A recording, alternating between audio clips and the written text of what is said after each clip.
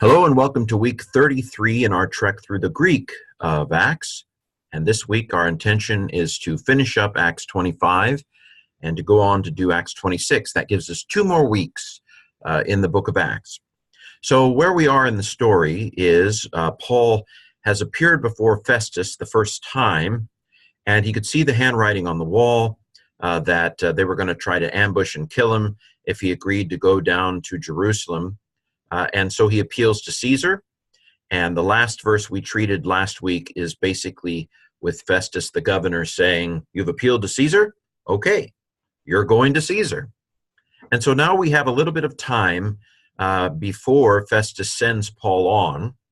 And during that time, Paul appears before Festus, and in our reading today, before Herod Agrippa II. And so let's go ahead and begin with verse 13. Now, certain days having passed. Diagenommenon, the gen tells you it's what tense? It's the aorist of diagenomai. Omai, its deponent. Its men are passive participles or middle participles. Because it's aorist, it's an aorist middle participle in form, but because it's deponent, it's active in meaning. Genitive masculine plural, or actually genitive feminine, because hemera is feminine. Genitive feminine's plural here for these. It's a genitive absolute, isn't it? A noun in the genitive and a participle in the genitive. So certain days having passed, Agrippa, the king, King Agrippa, Herod Agrippa II, the best of the Agrippas as far as the biblical text is concerned, the son of the Herod Agrippa whose intestines explode in Acts 12, and Bernice, they arrived in Caesarea. So sigma alpha tells me it's aorist, right? So katan tao. So this is the aorist of katan tao, aorist active, indicative third plural. They arrived in Caesarea having greeted Festus. This is probably not a temporal participle. They didn't arrive after they greeted Festus. This is basically telling some of the circumstances of their arrival.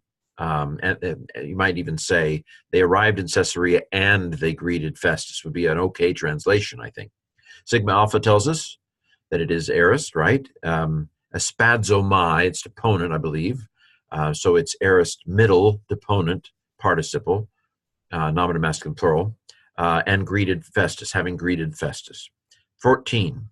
And as they were spending many days there, circumstances with the host clause, I guess. This is the accusative of extent of time. How long? Many days. This is diatribo. I believe it's imperfect. They were going to spend. They were spending. They intended to spend, maybe even. Conative imperfect. They tried to spend. Something like that. They planned to spend. Imperfect active indicative third plural from diatribo. Festus, he put it out to the king, the things according to the Paul. Okay, this is anatithemi, but the tit is missing, so it's aorist. Aorist middle, because it's amenu eta, which are middle passive endings. So it's aorist middle, indicative third singular from anatithemi. So Festus, he put it to the king, dative, the things concerning Paul, according to Paul. The substantive use of a prepositional phrase. Kata ton paulon is the prepositional phrase, and ta is the article that kind of makes it into a noun. The, according to Paul, things. Saying, that's a present active participle. Quote, capital letter, a certain man has been left by Felix in chains as a prisoner. So this is a periphrastic, a form of the verb to be and a participle. A certain man has been left, and he's still here. Maybe emphasis on the still here part. This is katalepo, I think. The lambda got a little beside itself with an epsilon, so that tells you it's perfect. And you can see that the ending has been shoved right on the stem. It's not amenos, it's lemenos, and the P of lepo has chameleonized into the mu to make a sound, a pleasing sound coordination. But anyway, it's perfect Miller passive participle, perfect passive, has been left, is having been left, has been left. Verse 15, concerning whom Me having come to Jerusalem, genitive absolute again, pronoun in the genitive and a participle in the genitive. This is gen, so like up here, it's the aorist of gen omai, so it's an aorist middle participle, deponent, genitive masculine singular. Concerning whom, relative pronoun. Me having come to Jerusalem, the chief priests and the elders of the Jews, they appeared to me concerning this guy. Okay, one slide out of 4 done. They were asking a judgment against him. Present participle, middle, aiteo. Okay, verse 16. To whom, relative pronoun, I answered, aorist passive in form, but it's apokrinomai, its opponent. So aorist passive deponent indicative, first singular. I answered that it is not customary for Romans to hand over a certain man before the one accusing, according to face, would have the accusers, would face the accusers, in other words. This is an optative, yea. Optative, ekoi, the oi tells you it's optative. Present, echo, it's present active optative, third person singular, before the accuser would have the accusers by faith. Those accusing would have the accused by faith. It's kind of not an English expression here, but we get the idea that you can't hand them over until there's been a trial of a sort. Now, this is a present middle infinitive, charizomai, deponent, and he would receive a place of defense concerning the accusation. Another optative, laboi, a good boy. So this is oi, is the third person singular optative. This is lobbing you an aorist, so it's aorist active optative, third singular from lambano. Okay, so now Felix seemed to be willing to play ball. I talk about this a little bit in the podcast, but anyway, he's talking very nice. He's making himself look nice. Have you ever done this where you kind of messed up, but you make yourself look nice? You put yourself in the best possible light. Verse 17, therefore, having come together there, having made no, what is this? No delay. Interesting, anabole. No, having made no delay on the morrow, having sat upon the bema, upon the judgment seat, I commanded the man to be led to me. Okay, so this is sigma alpha, aorist, right? Aorist middle, because men are passive or middle.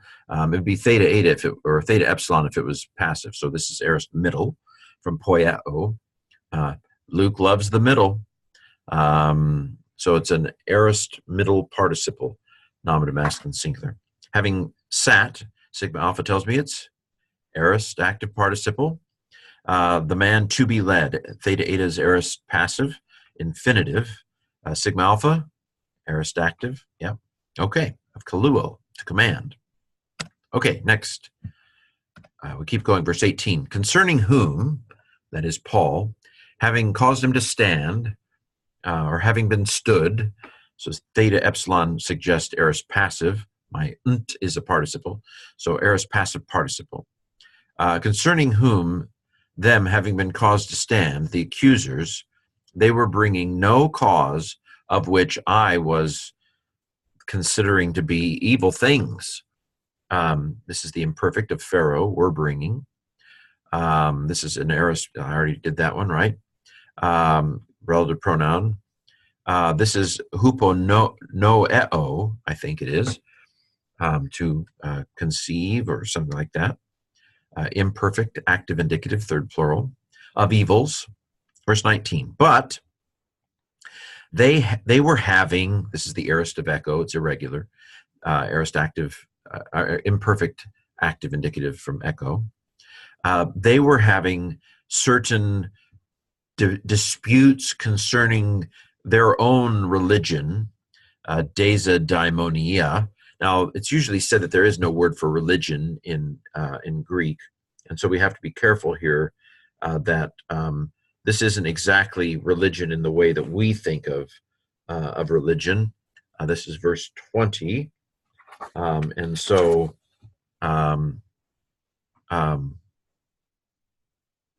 right. So, what does this word mean? Okay, it means something like religion, concerning their own form of worship, something along those lines, their own superstition, perhaps, their own religious ways, weird ways for Festus. So they were having certain contentions about their own superstitions towards him, and concerning a certain Jesus having been put to death, whom Paul claimed to live. I mentioned in the podcast the tense here is interesting. You can see that the theta has been reduplicated. Breathy consonants like phi, beta, phi, theta, and chi, they reduplicate with their unvoiced equivalent. So a theta reduplicates with a tau. Kappa tells me it's perfect active, and this is a participle, not aunt, not my aunt, but my aunt. So this is a perfect active participle.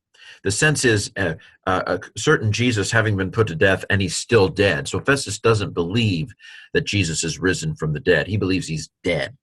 But Paul believed to live. So this is the aorist third person singular of fasco, to assert. Okay. So verse 20. And I, being at a loss to the investigation concerning these things, I was saying if he would want to go to Jerusalem and there to be judged concerning these things. Well, of course, Paul knew there was an ambush. I don't know whether Festus knew there was an ambush, but so this is a present participle, present possibly middle participle. I, being at a loss, I myself being at a loss, the investigation concerning these things. I was saying this is the imperfect of lego. And here we have an optative again. The oi in the connecting vowel space is where we know it's optative. We saw oi on the previous slide a couple times. Luke he's a better Greek writer than other New Testament writers. So this is a fourth class condition. It's not the whole condition. We don't have the then part, but we have the if part, the protasis part. I was asking if he would want to go. Would. Here the would, potential optative, fourth class condition. And there to be judged, present passive infinitive. Okay, verse 21. But Paul, having invoked Caesar, having called upon Caesar, implied there, sigma alpha, aorist, it's middle, aorist, middle participle. Paul, having invoked, having pleaded the fifth, no, having invoked Caesar, he called upon, Paul, having called upon him to be kept. Paul, having called upon him to be kept unto the investigation of Sebastus, of Augustus, that is the implication here, Augustus Caesar. I think Sebastus is the Greek for Augustus, although it's not Augustus. Augustus has been dead for years, but the role of the Caesar is the Augustus role, the Sebastus role, and it's Nero actually at this time. Diagnosis, interesting. To be kept, aorist passive infinitive. Okay. I commanded him to be kept. Okay. Paul's calling the shots. Aorist, because the sigma alpha. To be kept, present passive infinitive. Until I might send him to Caesar.